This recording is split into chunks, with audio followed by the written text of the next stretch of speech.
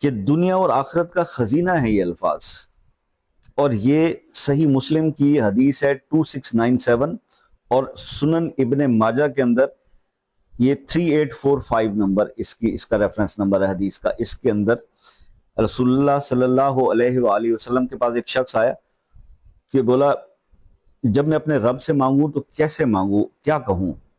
تو آپ صلی اللہ علیہ وسلم نے فرمایا کہ اس طرح مانگا کرو، اللہم اغفر لی وارحمنی وعافنی وارزقنی، یا اللہ مجھے بخش دے، مجھ پر رحم کر، مجھے عافیت دے اور مجھے رزق دے۔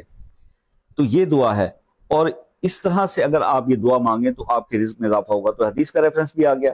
ابھی اسی دعا کو میں آپ سے یہ ریکویسٹ کروں گا کہ کم از کم دعا مانگنے سے پہلے 3 بار تو یہ دعا پڑھ لیا کریں، پھر دیکھیں کہ یہ سب اعمال جو میں نے بتائے کرنے کے بعد آپ کے رزق میں اضافہ کیسے نہیں ہوتا۔ ضرور ہوگا۔